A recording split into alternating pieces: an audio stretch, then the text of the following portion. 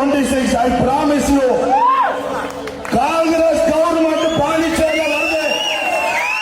மரியாதைக்குரிய அன்னை சோனியா காந்தி தலைமையிலான ஆட்சி இந்த நாட்டுடைய எதிர்காலம், இந்த நாட்டுடைய எதிர்கால பிரதமர் மரியாதைக்குரிய தலைவர், இளம் தலைவர் ராகுல் காந்தி தலைமையிலான ஆட்சி, காங்கிரஸ் ஆட்சி